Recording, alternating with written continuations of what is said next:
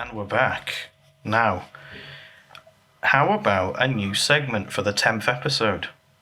Oh, go on. What is it? Yeah. So instead of featured problem, which is what we usually do, instead I've decided to go back in time and create... Literally? No. I mean, reading in time, back in time. Yeah. I also read back in time. So, historical help. Okay. Can I just say? What? I don't know much about history. That's fine, that's good. Again, for future purposes, I don't know much about biology, and I don't know much about a science book or about the French I took. Okay. Well, that's fine, John. If anything, it's better because by not knowing much about history, you won't have a grasp of what actually happened. So you'll be able to give better advice. Yeah, well, in theory, we'll see how it goes. So anyway, have you... so for the first historical help, we're going all the way back to 480 BC. Okay. So let me read what I've written. I wasn't alive. No, you weren't alive, no. And you weren't even conceived back then.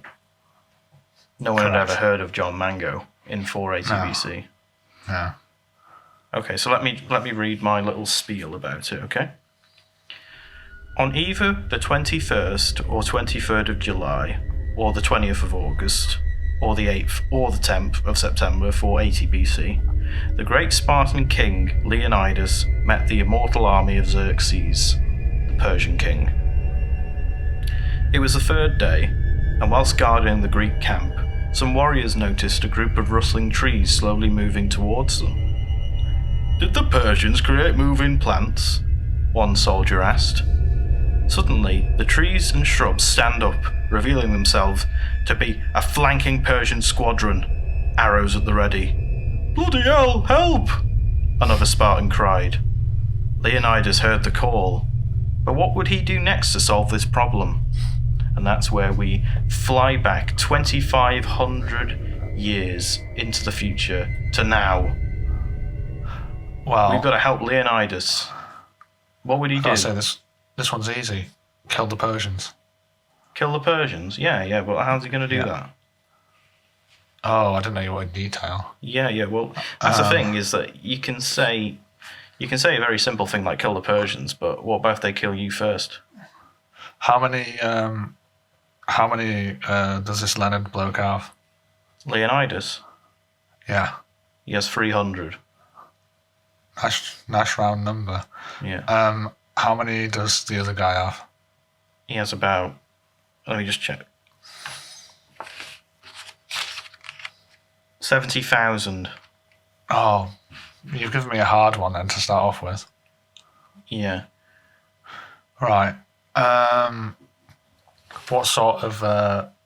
we're talking spears and shields, aren't we? And swords. We are talking spears and shields. So back in the day, the old Spartans, they had big shields, big circular shields. They didn't wear any armour as well. So they had those toothbrushes on their helmets as well. That's the Romans.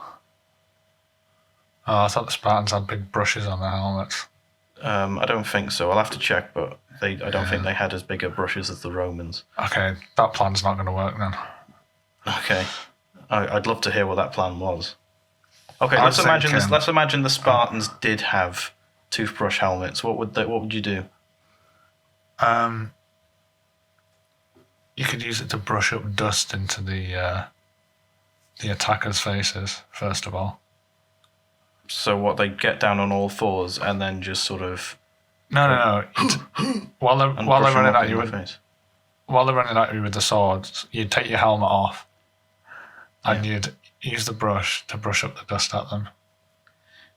But the main problem is these guys have got arrows.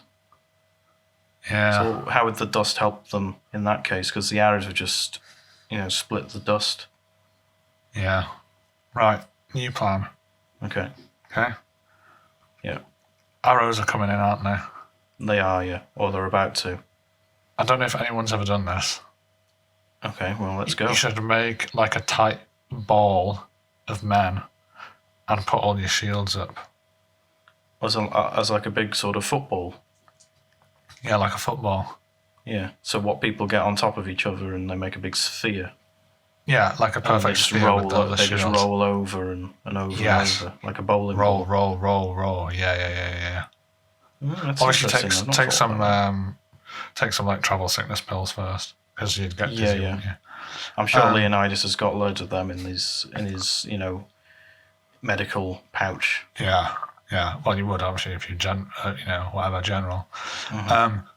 So you're gonna want to roll. The only problem is you can't see very well when you're rolling, so it's a bit hit and miss. That's easy to solve as well, because you can just have someone shouting outside the ball.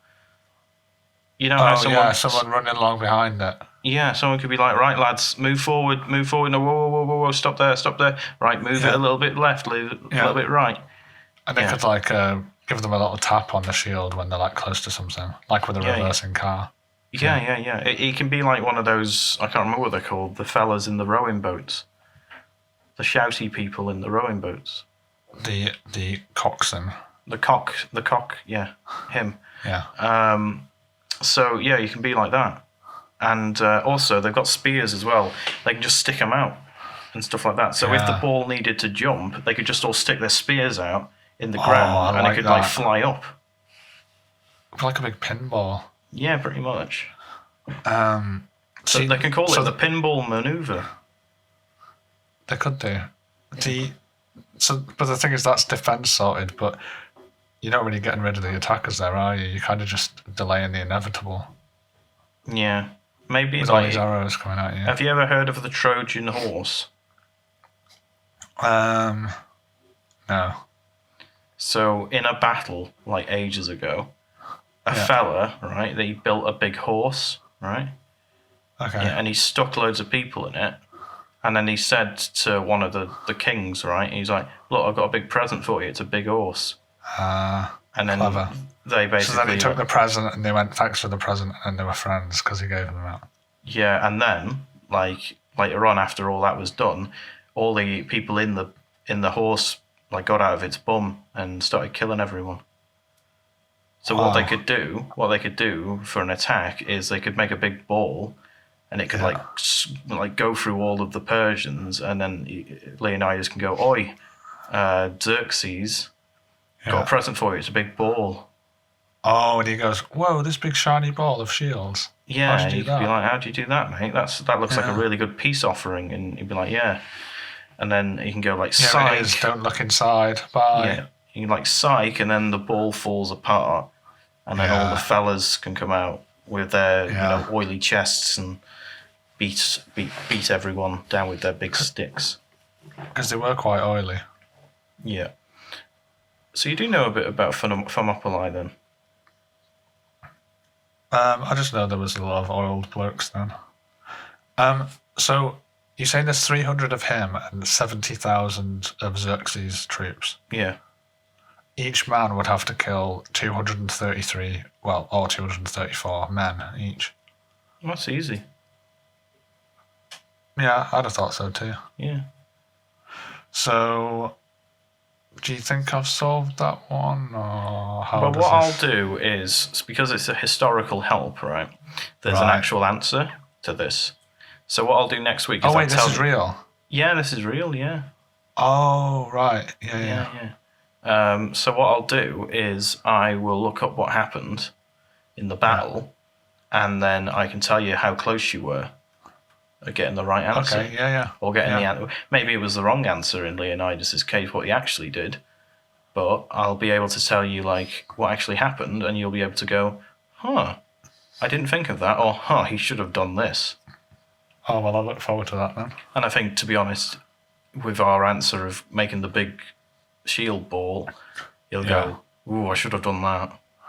Yeah, probably. Definitely will. Problem solved. Historical problem solved.